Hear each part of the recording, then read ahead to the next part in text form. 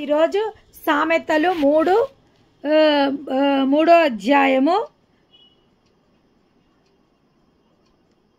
22 ద్వారా మాట్లాడుతుండు. ఏమని అంటే, నీ మెడకు అలంకారంగా అవి నీకు జీవముగాను నీ మెడకు అలంకారంగాను ఉండును. ఏవి? నా కుమారుడా, లెస్సైన జ్ఞానమును వివేచనను భద్రం చేసుకొనుము. వాటిని నీ కన్నుల ఎదుట నుండి తొలగిపోనీయకుము. అవి నీకు జీవముగాను నీ మెడకు అలంకారంగాను ఉండును. దేవుని నామానికి మహిమ కలుగును గాక. ఏవి అంట? లెస్సైన జ్ఞానము, వివేచన. ఈరోజు మనము జ్ఞానము వివేచన గురించి మాట్లాడబోతున్నాం. దేవుని నామానికి మహిమ కలుగును గాక. జ్ఞానము వివేచన రెండు వేరు. చాలా మందికి తెలియదు జ్ఞానం అంటే ఏంది, వివేచన అంటే ఏంది. చాలా మందికి నాలెడ్జ్ అండ్ విజ్డమ్ వేరు, నాలెడ్జ్ వేరు. ఇంగ్లీష్లో 2 పదాలు ఉంటాయి. విజ్డమ్, నాలెడ్జ్ 2 పదాలు ఉంటాయి. విజ్డమ్ వేరు, నాలెడ్జ్ వేరు. ఈరోజు రెండుటి గురించి దేవాది దేవుడు మనతో మాట్లాడుతుండు. వాటిని ఏం చేయమంటుండు? అవి నీకు జీవముగాను. ఆ 2 మనకి ఎట్లున్నాయంట? జీవముగాను ఉన్నాయంట. వాటిని ఏం చేయొద్దంటుండు ఆయన? నీ మెడకు అలంకారంగాను ఉండును. అవి జ్ఞానమును వివేచనని ఏ విధంగా మనమంట? మనకు మెడకు ఒక అలంకారం లాగా. రోజు మనం మెడకు ఎట్లా చైన్స్ వేసుకుంటారు, చాలామంది చైన్స్ వేసుకుంటారు, చాలామంది తాళి వేసుకుంటారు, అట్లా రకరకాలుగా వేసుకుంటారు. అదేవిధంగా జ్ఞానముని వివేచనని మన మెడకు అలంకారంగా ఉండాలంటే. ఇంకా 2 గురించి దేవుడు ఇక్కడ మూడో అధ్యాయంలో, దయను సత్యమును ఎన్నడూ నేను విడిచిపోనీయకము. వాటిని కంఠాభూషణంగా ధరించుకునుము. వాటిని కూడా మెడకు కట్టుకోమంటుడు. కంఠాభూషణము అంటే కంటెలు. పాతకాలంలో ఇట్లా కంటెలు, ఈ రోజులలో చోకర్స్ అని, నెక్లెస్లని చాలా అంటున్నారు. కంఠాభూషణంగా అంటే నీ కంఠానికి ఒక అలంకారంగా ఉంచుకో. ఏంది? దయను సత్యమును.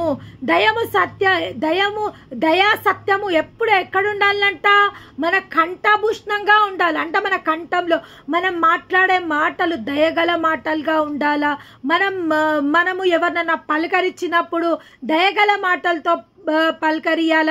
దయను సత్యమును ఎప్పుడు మనము మన నోటి నుంచి సత్యవచనంలే మాట్లాడాలా, పరిశుద్ధ వచనంలే మాట్లాడాలా.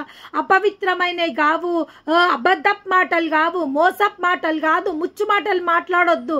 అందుకే దేవాది దేవుడు ఏమంటుండంటే, ఎప్పుడు దయను సత్యమును నీ కంఠాభూషణంగా ధరించుకునుము. సత్యం ఎప్పుడు ఎక్కడ ఉండాలంట? నీ గొంతులనే ఉండాలా. దయ ఎప్పుడు ఎక్కడ ఉండాలంటే అక్కడ గొంతులో నుంచి మనకి ఎప్పుడైనా కానీ దయగల మాటలు, దయగల సత్యమైన మాటలు, సత్యమైన ప్రవర్తన, దయగల ప్రవర్తన మనం కలిగి ఉండాలా. మనం విశ్వాసులమైన మన జీవితాలలో ముఖ్యంగా మనము నిన్నటి రోజు మనం చదువుకున్న కనికరం గలవారు కనికరం గల తీర్పు పొందుతారు అని నిన్నటి రోజు మనము ధ్యానించడం జరిగింది. ఈరోజు దయా సత్యం గురించి దేవుడు మాట్లాడుతుండు. అదే విధంగా దయా సత్యంతో పాటు జ్ఞాన వివేకం గురించి ఈ రెండిటి గురించి మాట్లాడుతుండే. ఎందుకంటే ఈ రెండిటిని దేవాది దేవుడు మన కంఠభూషణములుగాను మన కంఠానికి అలంకారంగాను ఉంచుకోవాలని చెప్తుండు దేవుడు. అది ఏమంటుండంటే, నా యొక్క ఆజ్ఞలను, నా యొక్క శాసనాలను ఏం చేయమంటుండు? నీ ద్వారా బంధాల కమ్మీల పైన, నీ నిలువు కమ్మీల పైన, నీ అడ్డు కమ్మీల పైన వాటిని రాసుకోమంటుండు. ఎందుకంటే మనం ఇంట్లో నుంచి బయటికి వెళ్ళేటప్పుడు, లోపలికి వచ్చేటప్పుడు మనం ఏం చేస్తాం? ఆ డోర్లకి వెళ్ళి వస్తుంటాము, డోర్లకి వెళ్ళిపోతున్నాం. అవి మన కంటికి కనబడుతూనే ఉండాలంట. ఆయన ఆజ్ఞలు, ఆయన శాసనాలు, ఆయన ఏవేవైతే మనకు చెయ్యమని చెప్పిండో, ఆయన కమాండ్మెంట్స్, ఆయన ప్రామిసెస్, అవన్నీ మనకు కనబడుతూనే ఉండాలి. ఆయన ఆజ్ఞలు, ఆయన శాసనాలు మనకు కనబడుతున్నాడు. ఇంకా ఏమంటుండు?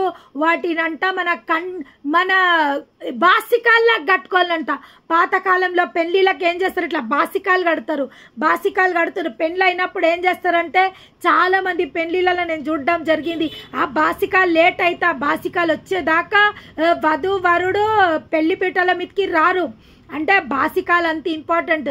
కానీ మన దేవుడు ఏమంటుండంటే బాసికాలలాగా ఆయన ఆజ్ఞలను ఆయన శాసనాలను మన కళ్ళకు కనబడేటట్టు వాటిని బాసికాలలాగా ఒకటేమో ద్వార బంధాల కమ్మీల పైన రాసుకొని మనము చదవడమే కాకుండా మనము ధ్యానించడమే కాక మన పిల్లలకు వాటిని నేర్పియాలని అంటుండు. ఇంకొకటి ఏమంటుండు, వాటిని బాసికాలలాగా మనం కట్టుకోవాలా. ఇంకేమంటే చేతికి కంకణాలుగా కట్టుకోవాలంట. ఈ బాసికాలు ఈ కంకణాలు ఇవన్నీ ఏమంటారంటే హిందూ ట్రెడిషనల్స్లో ఉంటాయి. అసలు చాలా మంది ఏమనుకుంటారంటే ఇవన్నీ హిందూ ట్రెడిషనల్స్కెలా వచ్చినాయి. కంకణాలు హిందూ ట్రెడిషనల్ ఉన్నాయి, బాసికాలు హిందూ ట్రెడిషనల్ ఉన్నాయి. నవరత్నాలు ఎక్కడున్నాయి? ఇది ఏషియా 54 ఉన్నాయి, ప్రకటన గ్రంథంలు ఉన్నాయి. ఏమున్నాయి? నవరత్నాలు. ఏమంటుండే దేవుడు? గోమేధికము, పుష్కర రాగము, మళ్ళీ యువరాయి, మళ్ళీ పగడము, సులేమాను రాయి, ముత్యము, ఇవన్నీ ఎక్కడ ప్రకటన గ్రంథంలో ఉన్నాయి. మరి అదే విధంగా ఎక్కడున్నాయి? ఏషియా 54లో ఉన్నాయి. నీలాజలములతో నీలములతో నీ పునాదులను వేస్తా, మాణిక్యములతో ప్రశస్తమైన మాణిక్యములతో నీ సరిహద్దులను నేను కడతాను. దేవాది దేవుడు అంటు అన్నీ మన నుంచే, మన బైబుల్ నుంచే అన్నీ కాపీ చేయడం జరిగింది. కానీ ఇప్పుడు వాళ్ళు ఏమంటారు? అవన్నీ మావి అంటారు.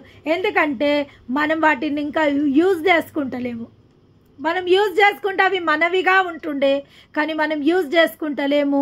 తాళాలు, వాయిద్యాలు, మరి ఇంకేంటంటే ఈ వాయిద్యాలన్నీ మన దేవుని సన్నిధిలో మందిరంలో ఏం చేస్తుండేనంట? వాయిద్యాలతోని, మన ట్రంపెట్స్ తోటి, అంటే ఆయన అమావాస్య దినమున, పున్నమి దినమున, విశ్రాంతి దినమున దేవుని మందిరంలో 10 తంత్ర సితారాలతో, డోర్లతో, నగారాలతో, వీణాలతో, సంఫునితో, చిన్న వీణతో, పెద్ద వీణ, ఎన్నో దావీదు తన మందిరంలో ఏవేవి ఇన్స్ట్రుమెంట్స్లు అవి వాయించాలా, ఎవరెవరు వాయించాలా, ఫ్లూట్లు, వీణాలు, వైలన్లు, అన్నీ ఏవే వాయిద్యాలు ఉన్నాయో ఆ వాయిద్యాల గురించి అన్ని పరిశుద్ధ గ్రంథంలో రాయబడింది. కానీ ఇవన్నీ ఇప్పుడు వాయిద్యాలన్నీ ఎక్కడ ఆరాధిస్తుండ్రు? ఏ ఆరాధనకు వాడుకుంటుండ్రు? మన మందిరాలలో తక్కువైపోయింది. అవన్నీ వాయించడము తక్కువైపోయింది. కానీ బూరలు కూడా పరలోకంలో బూరలు ఊదబడతాయి. యుద్ధం స్టార్ట్ అయ్యేటప్పుడు బూరలు, యుద్ధం ఎండ్ అయ్యేటప్పుడు బూరలు. ఒక విజయానికి గుర్తు బూరలు. అమావాస్య దినమున నీ కొమ్ముని పైకెత్తుము, పున్నమి నాటున నీ కొమ్మును పైకెత్తుము అని దేవాది దేవుడు, విశ్రాంతి దినమున నీ కొమ్ముని పైకెత్తుము అని పరిశుద్ధ గ్రంథంలో దేవాది దేవుడు రాయించిండు. కానీ ఇవన్నీ ఇప్పుడు ఎవరు వాడుతుండ్రు? అన్య ఆచారాలు వాడడం జరుగుతుంది. ఎందుకంటే దాన్ని మనం యూజ్ చేస్తలేం. దేవుడు ఏమంటుండు? నీ బాసికాల్లా కట్టుకో నా యొక్క ఆజ్ఞలను, నా యొక్క శాసనాలను నీ చేతికి కంకణాలుగా కట్టుకో వాటిని అని దేవాది దేవుడు సెలవివ్వడం జరిగింది. ఇక్కడ ఏమంటుడు? దయ సత్యమును ఎన్నడూ నిన్ను విడిచిపోనీయకుము. వాటిని ఏం చేయమంటుండు? నీ కంఠాభూషణంగా ధరించుకో. విశ్వాసులమైన మనము, దేవుని బిడ్డలమైన మనము ఎప్పుడు దయ కలిగి ఉండాలని దేవుడు సెలవిస్తుండు. ఇంకా సత్యం, మన మాటల్లో సత్యం ఉండాలి, మన ప్రవర్తనలో సత్యం ఉండాలి. ఎందుకంటే మన సత్య దేవుని మనం ఆరాధిస్తున్నాం. మన దేవునికి ఒక పేరు, కోట్ల నామాలలో ఒక నామం ఏందంటే ఆయన సత్యవంతుడు. సత్యాన్ని స్థాపించిన దేవుడు, సత్యాన్ని స్థాపించిన గొప్ప దేవుడు. ఆయన నామానికి మహిమ కలుగు. ఆయన దయగల దేవుడు. ఆయన కోపం నిమిషం మాత్రం, ఆయన దయ ఆయుష్కాలము నిల్చునంట. ఆయన దయ ఎట్లుంటదంట? ఆయుష్కాలం ఉంటదంట. ఆయన దయ అంట మన పిల్లల తరమునకు ఉంటదంట. దేవుని నామానికి మహిమ కలుగును గాక. ఈరోజు దేవుడు ఏమంటుండంటే దయను సత్యమును ఏమంటున్నా? కుమారుడా, లెస్సైన జ్ఞానమును వివేచనను భద్రం చేసుకో. నీ జ్ఞానంని భద్రం చేసుకో, నీ వివేచనని భద్రం చేసుకో. నువ్వు తెలివిగలవానివైతే నీ తెలివితో అనేకులకు సహాయం చేయి, అనేకులను ఆదుకో. కానీ ఈ రోజులలో తెలివిగల్లోళ్ళు ఏం చేస్తుండ్రు? ఆ తెలివిని ఇతరులను మోసం చేయడానికి, ఇతరులను ట్రాప్లో వేసుకోవడానికి, ఇతరులని ఏమంటారంటే హ్యాక్ చేయడం, ఇతరులను హ్యాక్ చేయడానికి ఎన్నో నష్టాలు చేయడానికి. ఒక తెలివిమంతుడు అంటే, ఈ రోజులలో ఒక మనిషి తెలివిమంతుడు అంటే ఇతరులను సులువుగా మోసం చేసేటోడు తెలివివంతుడుగా. ఈ రోజు మనుషులు, ఈ యుగంలో ఈ మనుషులు, దేవునిది ఎరగని మనుషులు ఈ రోజు అనుకుంటుండ్రు మేము ఎవరినన్నా సునాయాసంగా మోసం చేయగలుగుతాం, ఎవరినన్నా మేము ట్రాప్లో ఇరికించుకోగలుగుతాం, మేము తెలివిమంతులము, మాకు జ్ఞానం ఉన్నది అని అనుకుంటుండ్రు. కానీ ఆ జ్ఞానం గురించి దేవుడు మాట్లాడుతాడు. దేవుని నుంచి వచ్చే జ్ఞానం గురించి దేవాది దేవుడు ఈరోజు మాట్లాడడం జరుగుతుంది.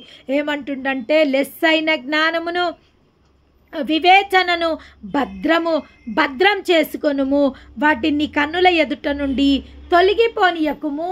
వాటిని కన్నుల ఎదుట నుంచి జ్ఞానముగా ప్రవర్తించు. నీ మాటల్లో జ్ఞానం ఉండాల, నీ పనులలో జ్ఞానం ఉండాల.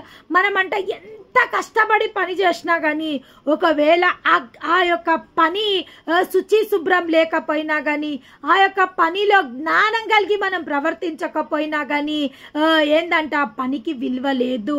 ఒక పని మనం ఎంతో కష్టపడి పని చేస్తాము, కానీ దానికి ఆ పనికి నీట్నెస్ లేకపోతే మనని ఎవరన్నా మంచిగా చేసిండ్రు పని అని అంటారా? అనరు. నువ్వు ఎంత మంచిగా వంట చేసినా కానీ పొయ్యి దగ్గర అంతా మెస్సు పెట్టేసి ఆ వండినదంతా అసలు సరిగ్గా అరేంజ్ చేయకుండా, సరిగ్గా డిష్ అవుట్ చేయకుంటుంటే అది నువ్వు ఎంత మంచిగా వండినా కానీ అది కంటికి ఇంపుగా ఉండదు. కంటికి ఇంపుగా లేనిది అది తినడానికి రుచిగా ఉన్నా కానీ రుచిగా అనిపించదు. ఎందుకంటే మనము ప్రజెంటేషన్, ఇప్పుడు హోటల్స్ మేనేజ్మెంట్ చదువుకుంటున్న వాళ్ళకు, హోటల్ మేనేజ్మెంట్ నేర్చుకుంటే వాళ్ళకి ఫస్ట్ క్రావింగ్ నేర్పిస్తారు, వాళ్ళకి డిష్ అవుట్ నేర్పిస్తాడు, వాళ్ళకి ప్రెజెంటేషన్ నేర్పిస్తాడు. ఎందుకంటే దాన్ని బట్టి వాళ్ళు ప్రజలను ఇంప్రెస్ చేయగలుగుతారు. ఆ యొక్క డిష్ అవుట్ని బట్టి, ఆ యొక్క డెకరేషన్ని బట్టి, ఆ యొక్క ఏమంటారంటే స్కావింగ్ నుంచి అది రకరకాలుగా ఫ్రూట్స్ తోటి వాళ్ళు అవన్నీ బొమ్మలు అవన్నీ చేసి పెట్టి మనుషులను అట్రాక్ట్ చేయడం జరుగుతుంది. అదేవిధంగా ఇక్కడ ఏమంటుండంటే, నువ్వు దేవుని ప్రసన్నత చేసుకోవాలన్నా, మనుషులని ప్రసన్నత చేసుకోవాలన్నా నీ మాటలు జ్ఞానం కలిగిన మాటలుగా ఉండాలి. నీ మాటలంట, నీ యొక్క సంభాషణ, మన యొక్క సంభాషణ ఎట్లుండాలంట, ఉప్పు వేసినట్టు సారం కలిగి మన సంభాషణ ఉండాలంట. చాలా మంది ప్రెజెంటేషన్ ఇస్తే మనం ఏమైనా మాట్లాడితే ఏమైనా సప్పగా ఉన్నాయి, ఆ మాటలలో అసలు ఏం దమ్ము లేదు, ఆ మాటలలో ఏమి అంత నాకేం ఇంప్రెషన్ అనిపించలేదు. ఇప్పుడు మనం ఇంటర్వ్యూస్కి వెళ్తాం, చాలామంది అక్కడ ఏమంటారు, ఆ మాటలలో అంత ఇంప్రెషన్ లేదు, ఇంప్రెస్ చేయలేదు ఈ మనిషి. First impression is the best impression.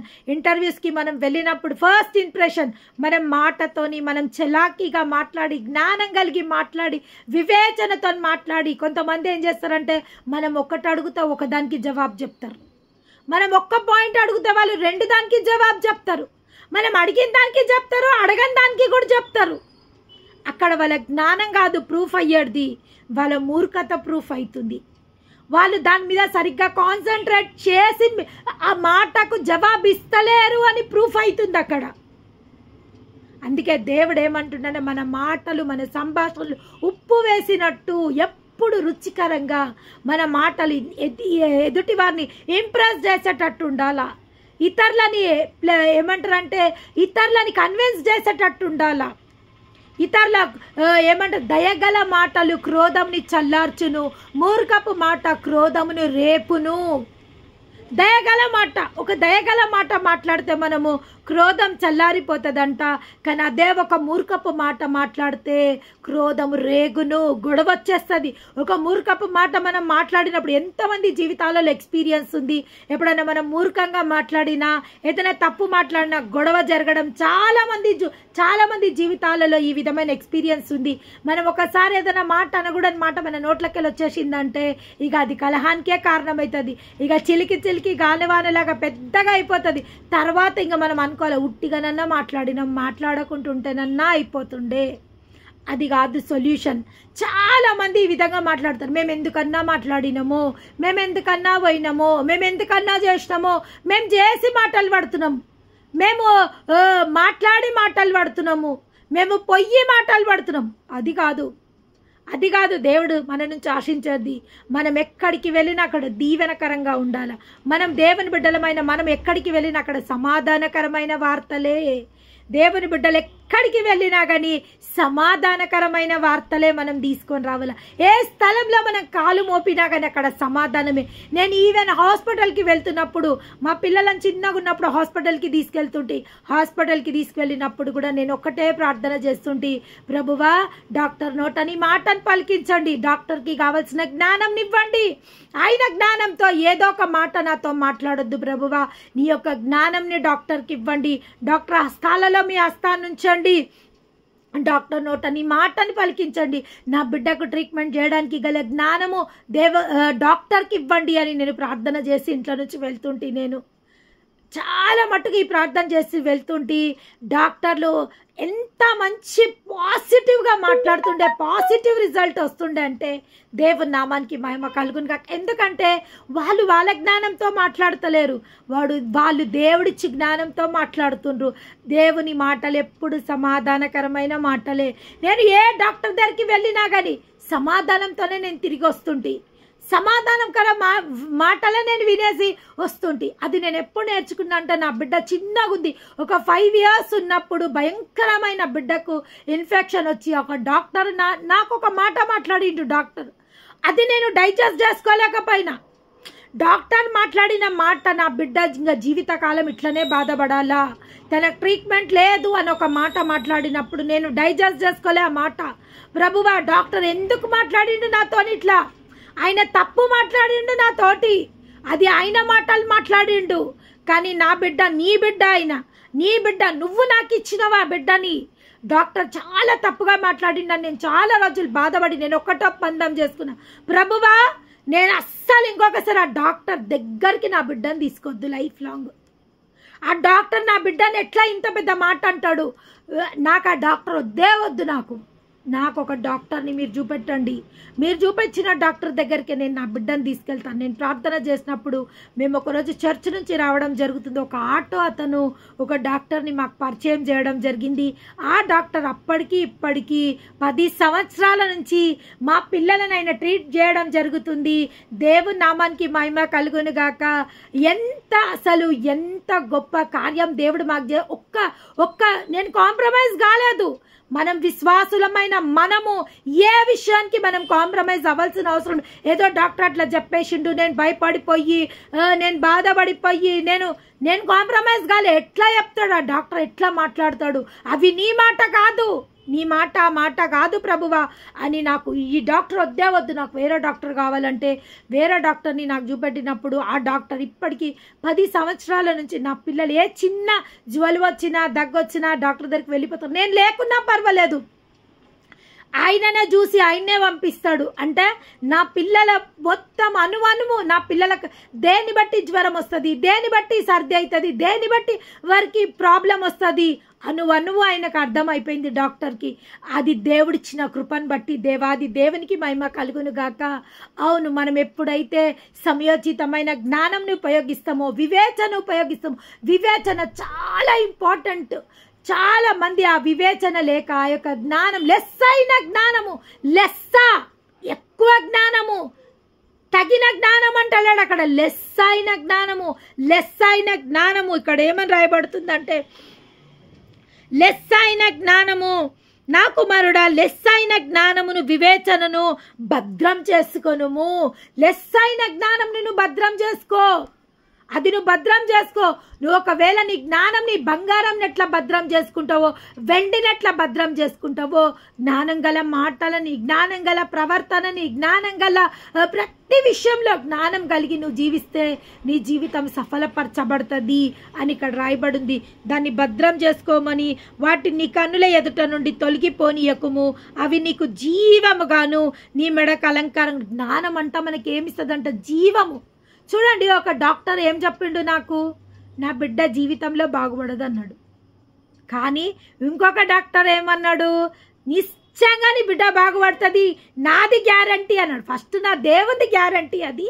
కానీ చూడండి, ఇద్దరు డాక్టర్సే, కానీ ఒక డాక్టర్ జ్ఞానం లేకుండా మాట్లాడిండు, ఒక డాక్టర్ జ్ఞానంతో మాట్లాడిండు. జ్ఞానం కలిగి మాట్లాడిన డాక్టరు ఇప్పటి వరకు మాకు డాక్టర్గా ఉండగలిగిండు. జ్ఞానం లేకుండా మాట్లాడిన డాక్టర్ ఎన్నటికి మేము ఆయన దగ్గరికి మేము ఆయన కాలు కూడా మేము పెట్టకుండా దేవుడు చేయగలిగిండు. కొన్ని విషయాలలో అదే విధంగా మనం జ్ఞానం కలిగి ప్రవర్తించాలి. ప్రభువా, నేను ఎక్కడికి వెళ్ళాలో ప్రభువా, నేను ఎక్కడికి వెళ్ళొద్దు ప్రభువా, నేను వీరితో ఏం మాట్లాడాలో ప్రభువా, నేను వీరితో ఎప్పుడైతే అందుకే మనకు దేవునితో మాట్లాడే అనుభవము, దేవుడితో మాట్లాడే అలవాటు మనం కలిగి ఉండాలా. విశ్వాసులమైన మనము దేవునితో మాట్లాడే అనుభవము, దేవునితో సమయం గడిపే అనుభవము, దేవుడు మాటలినే అనుభవము ఎప్పుడైతే మనము కలిగి ఉంటామో దేవుని యొక్క జ్ఞానంని మనం పొందుకోగలుగుతాం. ఎందుకంటే ఆయన మాటలు జ్ఞానంతో నిండిన మాటలు, ఆయన మాటలు దయతో నిండిన మాటలు, ఆయన మాటలు కనికరంతో నిండిన మాటలు, ఆయన మాటలు మంచి మాటలు. మనకి ఎప్పుడు మన తండ్రి మంచి మాటలు, మంచి చేయడమే మనకు నేర్పించే దేవుడు. ఆయనను బట్టి దేవాది దేవునికి మహిమ కలుగును గాక. ఇంకా ఏమంటుండంటే, అప్పుడు నీ మార్గంలో నువ్వు సురక్షితంగా నడిచెదవు, నీ పాదములు ఎన్నడూ తొట్టిల్లవు. ఎప్పుడు నువ్వు జ్ఞానం కలిగి ఉంటే నీ పాదములు ఎప్పుడు తొట్టిల్లదంట. నువ్వు సవ్యమైన మార్గంలో నడుస్తావు, నువ్వు ఏ తప్పుడు మార్గంలో నడవవు. తప్పు జ్ఞానం నువ్వు కలిగి ఉంటే తప్పు మాట నీ నుండి రాదు, తప్పుడు స్థలాలలోకి నువ్వు వెళ్ళవు, తప్పుడు పనులు నువ్వు చేయవు. చాలామంది ఇప్పుడు చెప్పిన కదా, ఎందుకన్నా చేసినాము, ఎందుకన్నా పోయినాము, మాట్లాడినాము, ఎందుకంటే వాళ్ళు జ్ఞానం లేక మాట్లాడిండ్రు, జ్ఞానం లేక వెళ్ళిండ్రు, జ్ఞానం లేక ప్రవర్తించిండ్రు. దేవుడు అంటుండు, ఎవరికైనా జ్ఞానం కొద్దిగా ఉందా నా దగ్గరికి రండి, నన్ను అడగండి, నేను మీకు జ్ఞానం అనుగ్రహిస్తా. ఆయన ఎంత గొప్పగా ఎన్ని వాగ్దానాలు దేవుడు మనకి ఇచ్చిండు. మీ భారాన్ని నాపై మోపుము, నేను మీ ఉద్దేశాలను సఫలపరుస్తా. అలసి సొలుసున్న సమస్త జనులను నా యొద్దకు రండి, నేను మీకు విశ్రాంతినిస్తా. మీకు జ్ఞానం తక్కువగా ఉందా నన్ను అడగండి.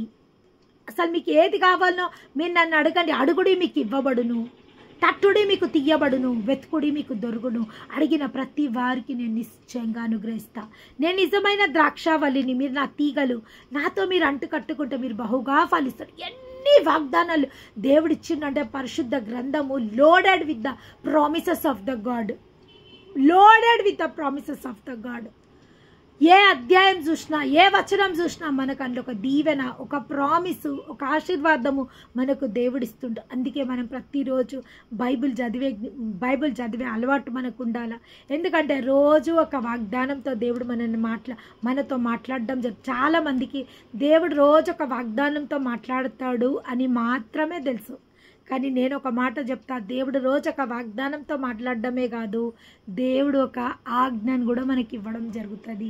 ఒక వాగ్దానంలో ఒక ఆజ్ఞ ఉంటుంది, ఒక ప్రామిస్ ఉంటుంది, ఒక కమాండ్మెంట్ ఉంటుంది.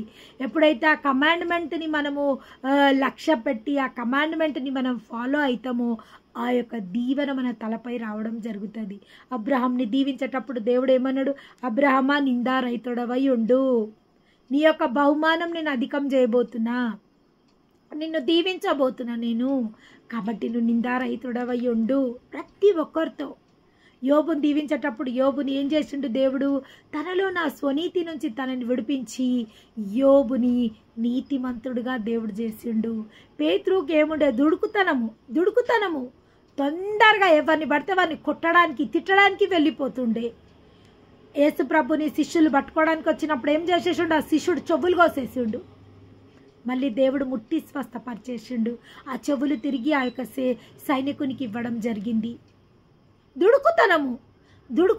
కానీ దేవుడికి ఏం ఆశ ఉంది పేతురు విషయంలో, పేతురుని బండగా చెయ్యాలా, పేతురు పైన నా సంఘాన్ని కట్టాలా నేను. కానీ ఆ దుడుకుతనంతో ఉన్న పేతురుని దేవుడు ఏం చేసిండంటే బండగా మార్చిండు. ఆ బండ పైన సంఘం కట్టబడింది. దేవుని నామానికి మహిమ కలుగును గాక. బలవంతులు లేరు, ఒక్కడు లేరు. ప్రతి ఒక్కరిలో బలహీనత ఉంది. కొంతమందికి జ్ఞానం కొద్ది ఉంది, కొంతమందికి మాట్లాడే టాలెంట్ లేదు, కొంతమందికి భయము, కొంతమందికి డిప్రెషను, కొంతమందికి ఆందోళన, కొంతమంది నర్వస్ అయిపోతారు. కొంతమంది ఎన్నో బలహీనతల చేత మనం ఉన్నాము. దేవుడా చెప్తుండు, బలవంతుడు లేడు, ఒక్కడు లేడు. ప్రతి ఒక్కరం ఏదో ఒక బలహీనతల చేతనే మనం చిక్కబడి పట్టబడి ఉన్నాము. కానీ దేవుడు ఏమంటుండంటే, ఎప్పుడైతే మీ బలహీనతలు నా దగ్గరికి తీసుకొని వస్తారో మీ బలహీనతలను నేను బలంగా మారుస్తా అంటుండు. ఎప్పుడైతే మీ బలహీనతలు నా దగ్గరికి తీసుకొని వస్తారో, ఎప్పుడైతే, ఎందుకంటే ఆయన మన దోషములని, మన అతిక్రమములని, మనకు రావాల్సిన శిక్షని కల్వరి సిలువలో ఆయన అనుభవించిండు. ఇప్పుడు మనకి ఏ దోషం లేదు, ఏ శిక్ష విధి మనకు లేదు, ఏ ఒక్క కీడు మనకు లేదు, ఏ ఒక్క నాశనం మనకు లేదు, ఏ ఒక్క విపత్తి మనకు లేదు. కానీ మనం ఏం చేస్తున్నాము, ఆ యొక్క ప్రామిసెస్ని మనం క్లెయిమ్ చేసుకుంటలేము. ఆ యొక్క దీవెనలకు మనము పాత్రులం కాలేకపోతున్నాము. ఆ యొక్క దీవెనలకు దేవాది దేవుడు మనల్ని వారసులుగా చేసిండు. ఎన్నో దీవెనలు ఇచ్చిండు. ఆ దీవెనలకు మనల్ని దేవాది దేవుడు వారసుడుగా చేసిండు. వారసుడు, అన్నిటికీ వారసుడు. ఒక బిడ్డ వారసుడు అయితే తండ్రి ఆస్తికి వారసుడు, తండ్రి అంతస్తుకు వారసుడు, తండ్రి పేరు ప్రఖ్యాతకు వారసుడు. ఒకవేళ తండ్రి రాజకీయాలలో ఉంటే రాజకీయాలకు వారసులు. ఒకవేళ తండ్రి ఇంకా ఏదైనా కంపెనీకి ఓనర్ ఉంటే ఆ కంపెనీకి వారసుడు. వారసుడు, అన్నిటికీ వారసుడు. ఉట్టి ఆస్తికే కాదు, పేరు ప్రఖ్యాతికే కాదు, హోదాకే కాదు, ప్రతి దానికి వారసుడు. దేవుడు మనని ఆయనకు వారసులుగా చేస్తున్నాడు. మనం అన్నిటికీ వారసులము. ఆయన జ్ఞానంకి మనం వారసులము, ఆయన బలంకి మనం వారసులము, ఆయన నీతికి మనం వారసులము, ఆయన మంచితనంకి వారసులం, ఆయన దయకు వారసులం, ఆయన కృపకు వారసులము. వారసుడు, అన్నిటికీ వారసుడు అని దేవాది దేవుడు సెలవివ్వడం జరుగుతుంది. అవును, మనము ఈరోజు అన్నిటికీ వారసులు చేసిన దేవాది దేవునికి మహిమ కలుగునుగాక. అవును, మహాపరిశుద్ధుడ